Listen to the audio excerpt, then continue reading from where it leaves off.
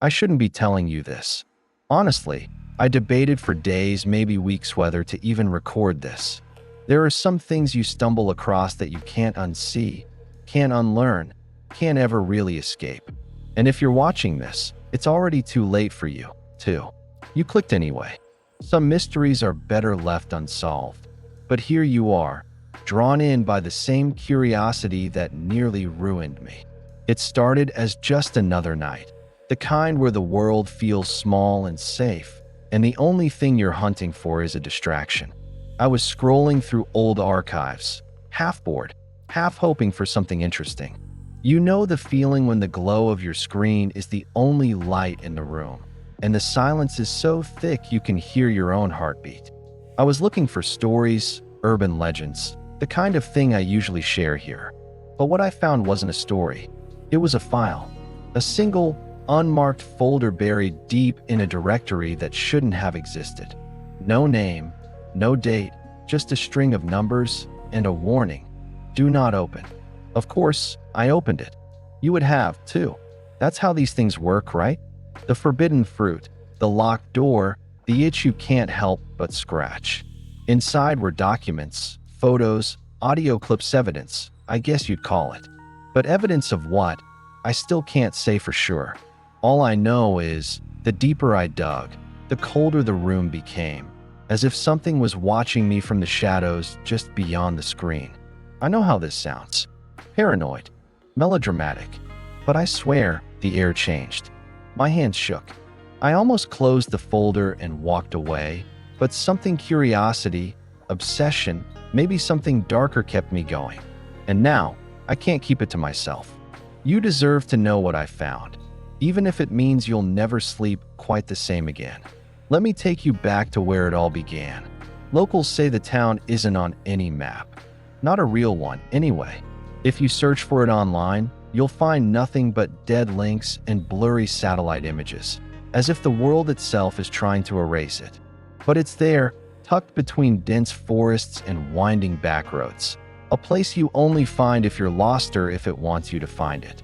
I won't say its name, not here. Some things are better left unspoken, and besides, the name changes anyway. That's one of the rules. The first time I saw it, I almost laughed.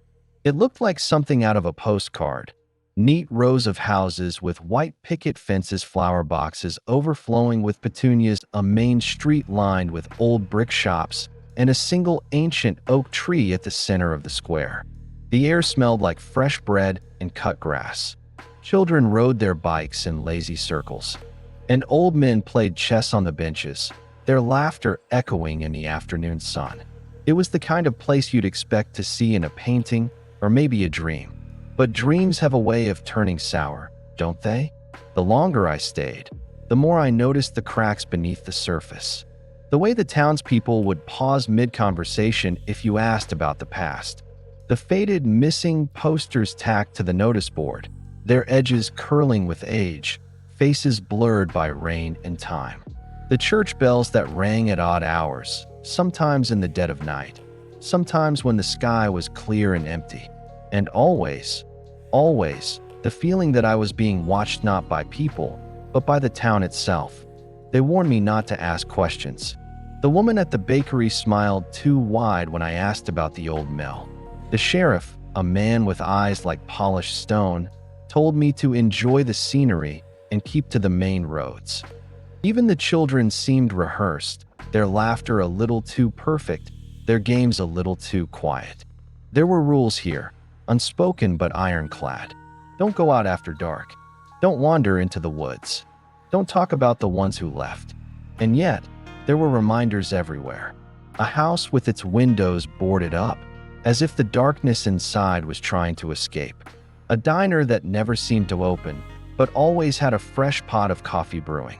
The way the townsfolk would gather in the square at sunset, eyes fixed on the horizon, lips moving in silent prayer. I tried to tell myself it was just small-town eccentricity, the kind of thing you find anywhere if you look hard enough. But the feeling in my gut told me otherwise. It was in the little things, the way the shadows seemed to stretch just a bit too long at dusk, the way the wind carried whispers you couldn't quite make out, The way every clock in town was set 5 minutes fast, as if they were all waiting for something, or trying to outrun it. I should have left then. I should have listened to the warnings, packed my bags, and driven until the town was nothing but a memory in my rearview mirror. But the deeper I looked, the more I realized. This place was hiding something ancient. She was there one moment, gone the next. That's how everyone described it, though no one ever said it out loud. Not really. In this town, you learn quickly that some things are only spoken in whispers, if at all. Her name was Emily Carter. 16, bright, the kind of girl who made friends with everyone and enemies with no one. I met her on my second day in town when I stopped by the library to ask about local history. She was shelving books, humming to herself, her hair pulled back in a messy ponytail. She smiled at me, that open, easy kind of smile that makes you feel like you belong, even when you know you don't. "You're not from around here, are you?" she asked, not unkindly. I shook my head. "Just passing through. Or trying to." She laughed. "No one just passes through. You'll see." I didn't know then how right she was. The day she vanished was like any other. The sun was out, the air was warm, and the town was alive with the gentle hum of routine. Emily was last seen at the corner store, buying a pack of gum and a bottle of orange soda.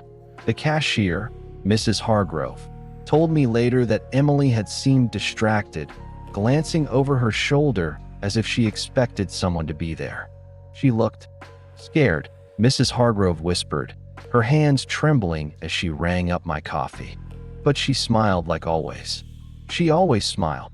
After that, nothing. No one saw her leave the store. No one saw her walk home. Her bike was found leaning against the lamppost outside, the front wheel still spinning when they found it. The police searched the woods, the river, every abandoned building for miles. They found nothing. No footprints, no signs of struggle, not even a single strand of her hair. I tried to ask questions. I went to the school, the library, the diner where she sometimes worked weekends. Everywhere I went, doors closed just a little too quickly, conversations stopped just a little too soon. People looked through me, not at me. It was as if Emily had never existed at all. But I found her mother, sitting on the porch of their small, blue house at the edge of town. She looked up as I approached, her eyes red-rimmed and hollow. "Are you here about Emily?" she asked, her voice barely more than a breath.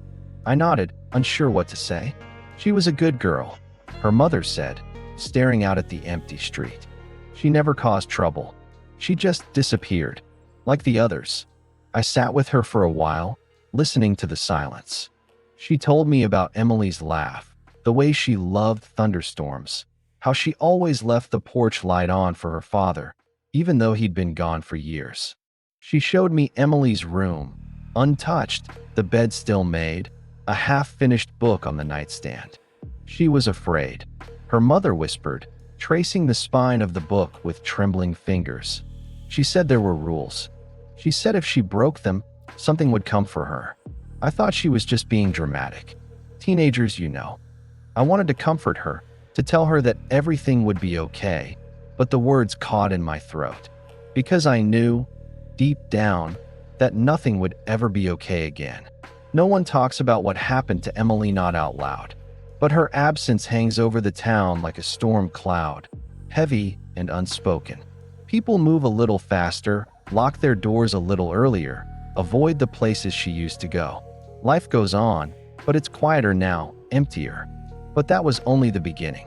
If you followed my channel, you know I've seen some things. I've covered haunted houses, cursed objects, towns with secrets buried deeper than their foundations. But this was different. The more I dug into Emily's disappearance, the more I realized she wasn't the first. Not by a long shot. At first, the official records were thin, almost suspiciously so. The town's police reports were a patchwork of missing pages and blacked-out lines, as if someone had gone through with a heavy hand and a darker agenda. The files were redacted, but I found the originals. Not in the police station, but in a battered cardboard box in the back room of the library, hidden behind a row of outdated encyclopedias.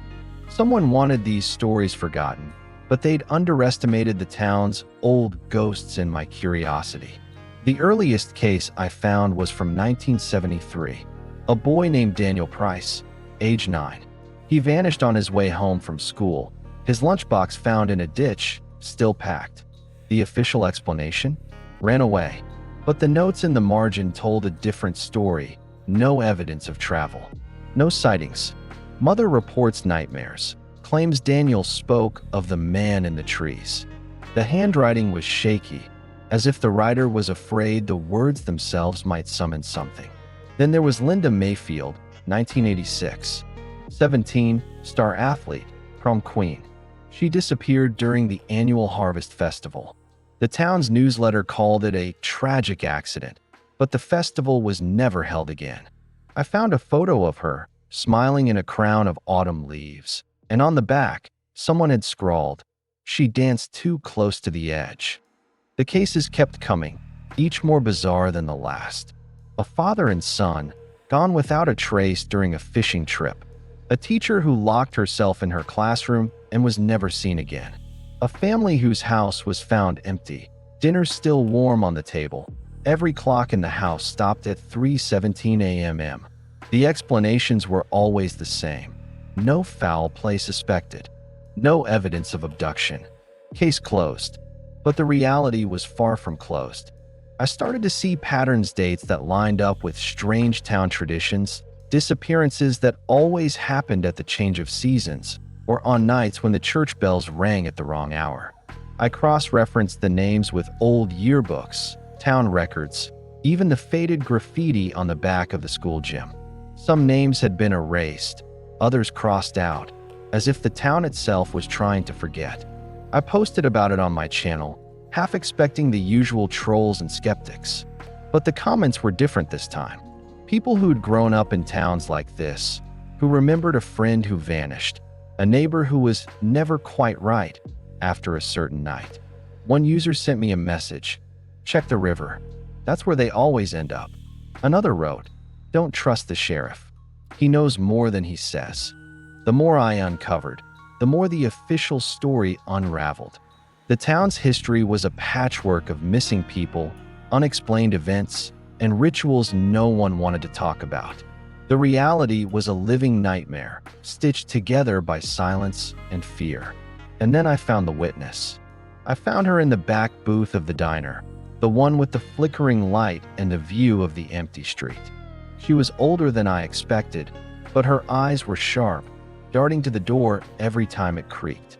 She introduced herself as Ruth, though I could tell it wasn't her real name. In a town like this, names are just another thing you learn to hide. "They told me not to speak," she said, her voice barely above a whisper. "But I can't keep this secret anymore. Not after what I saw." I slid into the booth across from her, trying to look casual, but my heart was pounding. Outside, the sun was shining. Kids were playing hopscotch on the sidewalk, and the waitress was humming along to some oldies tune. But in that booth, the air felt heavy, like we were sitting at the bottom of a well. Ruth's hands shook as she wrapped them around her coffee mug. "You want to know about the disappearances, don't you?" she asked, not waiting for my answer. "Everyone does, sooner or later. But most people learn to stop asking." I nodded, and she took a shaky breath. "There are rules here. Break them, and you disappear. That's how it's always been. My brother was the first, or at least the first I knew. He was 12. He liked to sneak out at night. Thought he was braver than the rest of us. One night, he didn't come back. My parents told everyone he'd run away, but I knew better. I heard the bells that night. I saw the shadows moving in the square."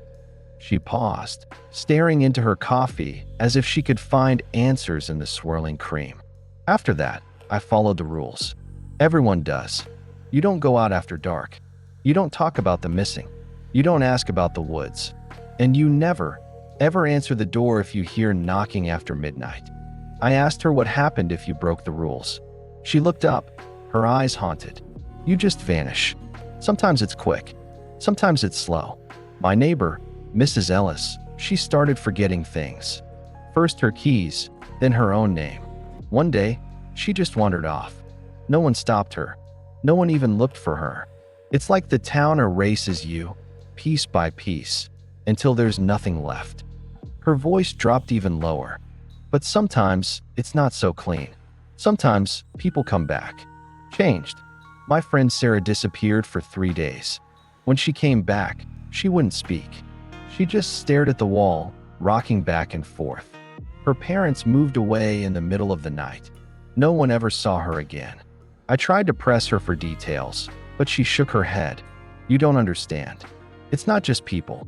The town itself, it's alive. It knows when you're afraid. It knows when you're thinking about leaving. That's when it gets inside your head. You start seeing things, shapes in the fog, faces in the windows, voices calling your name from the woods. You start to forget who you are, why you ever wanted to leave. She glanced around, her voice trembling. They say the town protects itself. That's what the sheriff always says. But I think it's more than that. I think it feeds on us, on our fear, our secrets. That's why everyone pretends to be happy. That's why the festivals keep going, even when no one wants to celebrate. If you act like nothing's wrong, maybe it'll leave you alone. Maybe. I asked her why she stayed. She laughed, a bitter, broken sound. Where would I go?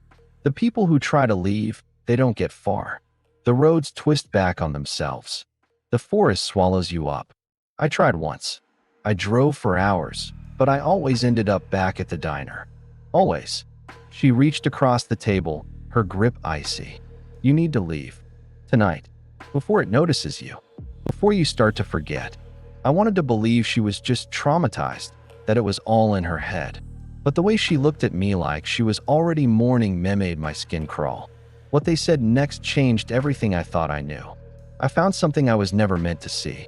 Even now, as I try to put it into words, my hands tremble, and my mind recoils, as if some part of me is trying to protect itself from the memory. But if you're still watching, you need to know the truth. You deserve to know what I uncovered, even if it means you'll never look at the world or your own town the same way again. It started with a slip of paper wedged between the pages of an old ledger in the library's back room. The handwriting was frantic, almost illegible, but one phrase stood out, circled over and over. The offering.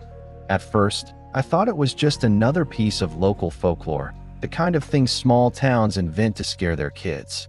But the more I read, the more I realized this was no ghost story. It was a set of instructions.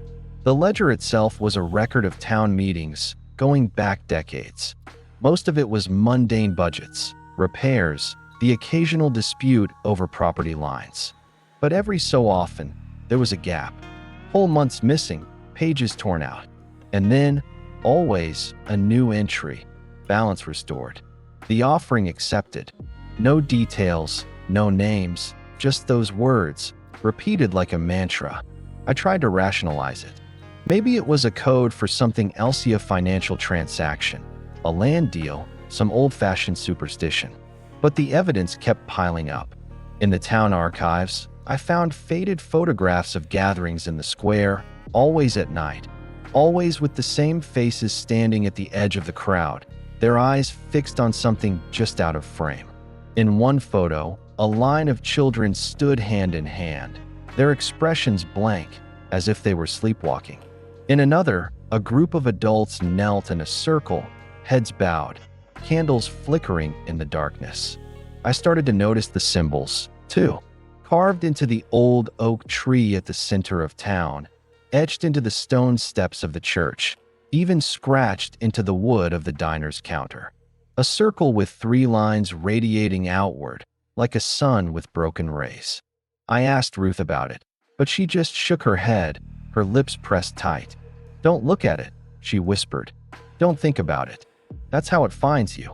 But I couldn't stop. I was obsessed, driven by a need to understand, to make sense of the impossible. I started staying up late, poring over every scrap of information I could find.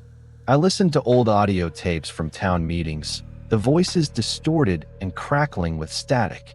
Sometimes, in the background, I could hear chanting low, rhythmic, almost hypnotic. Other times, there were sudden silences, as if the tape itself was afraid to record what was happening. The final piece fell into place when I broke into the church basement. I know how that sounds reckless, desperate, but by then, I was past caring about rules. The door was locked, but the key was hidden in the flower pot by the steps, as if someone wanted it to be found. Inside, the air was thick with dust and the scent of old wax. At the far end of the room, beneath a faded tapestry, I found an altar. Not the kind you'd expect in a church. This one was older, rough-hewn, stained with something dark and long-dried. On the altar was a book, bound in cracked leather, its pages brittle with age. The text was written in a language I didn't recognize, but the illustrations were clear enough. Circles, candles, figures kneeling in supplication. And always, the same symbol, the broken sun. In the margins, someone had scrawled notes in English. Every 7 years. The chosen. The balance. My heart pounded as I realized what it meant. The disappearances weren't random. They were sacrifices. I stumbled back, while rising in my throat. My rational mind screamed at me to leave, to forget what I'd seen, to run as far and as fast as I could. But another part of me, the part that had opened that forbidden file in the first place, needed to know more. I took photos, copied pages, anything I could do to preserve the evidence. But as I left the basement, I felt a cold wind brush past me, and for a moment, I thought I heard footsteps behind Messoff, deliberate, following me up the stairs. I barely slept that night. Every time I closed my eyes, I saw the altar, the book, the faces in those old photographs. I heard the chanting, felt the weight of centuries pressing down on me. I tried to tell myself it was just a story, just another urban legend. But the evidence was too real, too detailed, too consistent to ignore. I know I'm not supposed to share this. I know that by telling you, I'm breaking the rules, the same rules that have kept this town secret for generations. But secrets like this have a way of festering, of growing stronger in the dark. Maybe that's what the ritual is really about. Keeping the truth buried, feeding the thing that lives beneath the surface. But the real horror was yet to come. I thought I was prepared. I'd read the files, mapped the patterns, even memorized the rules Ruth had whispered to me. I told myself I'd keep my head down, stay inside, and just observe. But the truth is, you can't really prepare for a night in this town. Not when the sun goes down and the shadows start to move on their own. Daylight here is a kind of armor. People smile, the birds sing, and the world feels almost normal. But as dusk settles, the air thickens, and the town's true face begins to show. I watched from my window as the last rays of sunlight slipped behind the trees, and the streets emptied with unnatural speed. Doors slammed, curtains snapped shut, and the only sound was the distant tolling of the church bell, 3 slow, deliberate chimes that seemed to echo straight through my bones. I tried to distract myself, scrolling through my phone, but there was no signal. Of course there wasn't. I laughed, a little too loudly, at the absurdity of it all. Classic horror movie move, I muttered. Next thing you know, the power will go out. And, as if on cue, the lights flickered and died, plunging the room into darkness. I fumbled for my flashlight, hands shaking more than I'd like to admit. The beam cut a narrow path through the gloom, illuminating the peeling wallpaper and the dust motes swirling in the air. I told myself it was just a blackout, just a coincidence. But then I heard Ida's soft, rhythmic tapping at the window. Not the wind, not a branch, but something deliberate. I froze, every instinct screaming at me not to look. But curiosity is a hell of a drug. I edged closer, heart pounding, and peered through the glass. At first, I saw nothing but my own reflection, pale and wide-eyed. Then, just beyond the reach of the flashlight, I saw a movement of figures standing perfectly still in the middle of the street, head tilted at an unnatural angle. I blinked and it was gone. Just a trick of the light, I told myself. Just nerves. But the tapping started again, this time at the door. 3 knocks, slow and patient. I remembered Ruth's warning. Never answer the door after midnight. I backed away, clutching the flashlight like a weapon, and tried to laugh it off. Nope, not tonight, thanks. Try the neighbors. My voice sounded thin, brittle. The house creaked and groaned, settling into the night. I heard footsteps overhead, even though I knew the second floor was empty. The air grew colder, and I could see my breath fogging in the beam of the flashlight. I wrapped myself in a blanket, trying to convince myself it was just an old house, just my imagination. But then the whispers started. At first, they were faint, just a susurrus at the edge of hearing. But they grew louder, more insistent, until I could make out words. My name, repeated over and over, each syllable stretched and twisted. I clamped my hands over my ears, but the voices pressed in, filling the room, the house, my head. I stumbled into the hallway, desperate for escape. The walls seemed to close in, the floorboards warping beneath my feet. I tried the front door, but it wouldn't budge. The windows were sealed tight, the glass cold and unyielding. I was trapped, a rat in a maze designed by something that didn't want me to leave. I tried to keep my sense of humor. Well, at least the rent's cheap, I muttered, forcing a laugh. But the sound died in my throat as I caught sight of the old mirror in the hallway. My reflection was wrong, too tall, too thin, eyes black as pitch.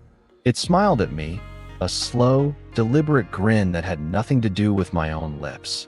I ran, heart hammering, stumbling through rooms that seemed to shift and change behind me. The kitchen was suddenly the living room. The stairs led nowhere, and every door opened onto the same endless hallway. I could hear footsteps behind me, slow and heavy, always just out of sight. I didn't dare look back. At some point, I must have passed out. I woke to the sound of birdsong and sunlight streaming through the window, as if nothing had happened. The house was quiet, the doors unlocked, the mirrors empty. I checked my phone, still no signal, but the battery was inexplicably full. I laughed, shaky and exhausted, and told myself it had all been a nightmare. But the bruises on my arms, the scratches on the door, and the lingering chill in the air told a different story. There are things in the dark that don't want to be seen. Things that remember when you break the rules. By morning, I knew I had to get out, but it was already too late. This isn't just about one town. It's bigger than that. I know how paranoid that sounds, but after what I experienced, after what I found, I can't shake the feeling that the town is just one piece of a much larger, much darker puzzle. And if you're still with me, you need to hear this because they're watching. Even now. After that night, I tried to leave.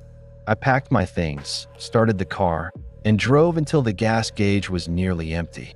But every road twisted back on itself. Every sign pointed me in circles. I passed the same gas station 3 times, the same old man sweeping the same patch of sidewalk, never looking up. It was as if the town itself was folding in around me, refusing to let me go. I started to wonder if I'd ever really been outside its borders at all. Desperate, I turned to the files I'd collected, looking for anything I'd missed. That's when I noticed the pattern names, dates, symbols that matched up with other cases I'd covered on this channel. Remember the story about the village in the mountains, where people vanished every winter solstice? Or the coastal town where the fog never lifted, and the locals spoke in riddles about the old agreement? The same symbols appeared there, too. The broken sun, the 3 lines, the cryptic references to balance, and the chosen. It was all connected. I dug deeper, cross-referencing everything I could find. Newspaper clippings, government reports, even old forum posts from the early days of the internet. The more I searched, the more I found evidence of a network, towns and villages scattered across the country, each with their own version of the ritual, each with their own disappearances, each with their own secrets. And always, always the same pattern. The official story never matched the reality. I started to notice other things, too. Men in dark suits who showed up after every incident, asking questions but never answering any. Files that vanished from public records. Witnesses who recanted their stories or simply disappeared themselves. In one case, a journalist who'd gotten too close was found dead in his apartment. The cause of death listed as natural causes, though he was only 35. In another, a family who tried to go public with what they'd seen was relocated, their house bulldozed, their names erased from every database I could access. It was as if someone or something was working behind the scenes, keeping the truth buried. I even found a reference to a government agency I'd never heard of, buried in a declassified memo. Department of Anomalous Affairs. The memo was mostly blacked out, but one line stood out. Containment protocols must be maintained at all costs. Civilian exposure is unacceptable. The illusion of control is powerful. We like to think we're in charge of our own lives, that we can leave when we want, ask questions when we want, demand answers when we want. But the reality is, there are forces at work that don't care about our questions. Forces that have been here longer than any of us, that operate in the shadows, that feed on our ignorance and our fear. I started to wonder if even the townspeople knew the full truth. Maybe they were just as trapped as I was, playing their parts in a ritual they didn't fully understand, watched over by something they could never hope to control. Maybe the sheriff, the mayor, the smiling woman at the bakery, they were all just pawns, following orders handed down from somewhere far above their heads. And then there's the other possibility, the one that keeps me up at night. What if it isn't just people behind this? What if the thing at the heart of the ritual, the thing that demands the offerings, is something older, something inhuman? What if the towns, the organizations, the cover-ups theory all just window dressing, a way to keep us from seeing what's really pulling the strings? I don't have all the answers. I'm not sure anyone does. But I know this. The more you look, the more you find. And the more you find, the more you realize how little control you really have. And that brings us to the final, most chilling piece of the puzzle. I don't have all the answers. Maybe you do. Maybe you've seen something like this before. Or maybe you've heard stories that never made the news. Stories that sound too strange to be true until you realize how much has been hidden, how much has been erased. I've spent sleepless nights piecing together fragments, chasing shadows, and every time I think I'm close to understanding, the truth slips away, just out of reach. There are still so many questions. Why do the disappearances always follow the same pattern? Who or what decides who gets chosen? Is it the town itself, some ancient force, or a network of people working in the dark? And what happens to those who vanish? Are they gone forever? Or do they become something else, something that watches from the other side of the glass? I keep coming back to the rules. Don't go out after dark. Don't talk about the missing. Don't answer the door after midnight. Who made these rules, and why do they work? Are they a warning or a bargain? And if the ritual is broken, what happens then? Does the town fall apart? Or does something even worse take its place? I want to believe there's a way out, a way to break the cycle. But every lead ends in silence. Every witness disappears. Every piece of evidence is swallowed by the town's hunger for secrets. The need for closure gnaws at me, but the reality is, some mysteries aren't meant to be solved. Some doors are better left unopened. So I'm asking you, what would you do if you found yourself in that town? Would you follow the rules, or would you risk everything to find the truth? Have you ever felt that sense of being watched, of something lurking just beyond the edge of your vision? If you have, I want to hear your story. Leave a comment, share your theories, tell me what you think is really happening here. Maybe together, we can piece together what's been hidden for so long. I know this isn't the ending you wanted. It's not the ending I wanted, either. But sometimes, the scariest thing isn't what we know, it's what we can never know. The unanswered questions, the empty spaces, the feeling that the story isn't over, not really. Maybe it never will be. But before you go, there's one last thing you need to know. If you're still here, it's already started. That's the thing about stories like this, they don't just end when the video stops or the screen goes dark. They linger, curling into the corners of your mind, waiting for the right moment to whisper your name. You think you're safe, sitting there in the glow of your phone or your laptop, but the truth is, The line between here and there is thinner than you think. Maybe you felt a chill on the back of your neck, a flicker in the corner of your eye, the sudden urge to check that your doors are locked. Maybe you'll start to notice the little things: clocks running fast, shadows stretching just a bit too long, a face in the window that shouldn't be there. That's how it begins. That's how it spreads. I used to believe that the curse was tied to the town, that you had to be there to be in danger. But now I'm not so sure. Maybe it's the story itself that carries the weight, the ritual of listening, of watching, of letting the mystery in. Maybe by hearing it, you've become part of another thread in the web, another name in the ledger. So, don't look behind you. Don't answer the door if you hear knocking after midnight. And if you start to forget little things, like where you left your keys, or big things, like why you ever started watching this channel, remember the rules. Remember the warnings. And remember, you're not alone. There are more stories, more towns, more secrets waiting in the dark. I'll be here, searching, sharing what I find if I can. Until next time, if there is a next time.